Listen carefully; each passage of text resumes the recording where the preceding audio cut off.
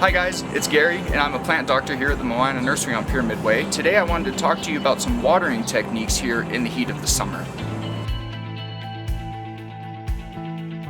One of the first more common things we can do to help conserve water in our area is to add some mulch to the garden.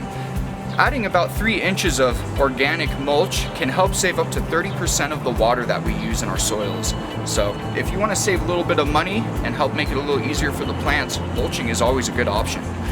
Now, there's a few different mulches out there available, but some of the best ones are going to be wood mulches, like wood chips, arborist chips, or something we sell called soil building conditioner. Not only does it help strengthen the root zone around the plant when you're trying to establish it, but you can also use it as a mulch to help retain moisture on the top soil surface as well.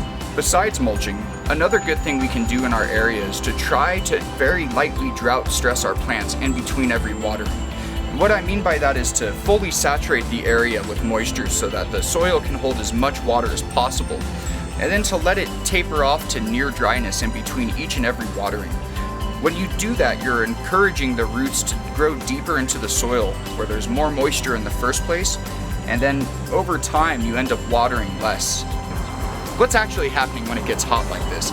Plants are starting to use the water now to stay cool in a process called transpiration instead of to grow like they would have been doing in the spring. So that's why this time of year we often notice a pretty sharp decrease in the rate that our plants are growing. But that's okay, that's a good thing. What you don't want to do this time of year is start heavily fertilizing your plants. When you use a heavy fertilizer on any of your plants outside this time of year, you're in an act forcing them to start using that water to grow again when they really want to use it to stay cool. So, mulching, less fertilizer, and a little bit of a longer time in between waterings are all 3 things you can do to really help conserve water in the area. Now, another thing you can do before planting anything is to actually pick plants that are already naturally resistant to drought in the area. And those are going to be plants that have evolved something like a silver leaf. Most plants that have a silvery leaf have grown that way to start reflecting the sunlight because they've grown in really, really hot areas in nature before you put them in your yard. So that's going to be things like the Artemisia here. If you look real closely, you can see that Artemisia has a very, very almost silver, fluffy looking leaf. Not as similar to the Xeriscape here, the mountain mahogany. The leaves of the mountain mahogany have grown almost like the needles on a pine tree. They're very, very small, very skinny, they're waxy, and they have no hair, but they do have a sunken stomata underneath the leaf, where the pore that opens to breathe is actually sucked into the leaf to help conserve water. This plant behind me is an oak leaf hydrangea, a plant notorious for its water demands and for its shade tolerance. But what are the differences between the hydrangea and the mountain mahogany here?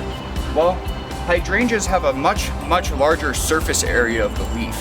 And what the surface area is going to do is increase the photosynthetic capabilities of the plant. So hydrangeas end up growing a little bit quicker than, say, the mountain mahogany here.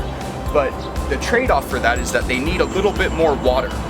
Now, there's so many different factors in what actually constitutes a plant's need for water, but other things that follow that are blooming sessions. Like the hydrangea's classic beautiful flowers are also very expensive on the plant, both in the needs of sugar and water. So it takes a lot of energy for a hydrangea to grow versus the Xeriscape that grows maybe a fraction of what the hydrangea would in a single season.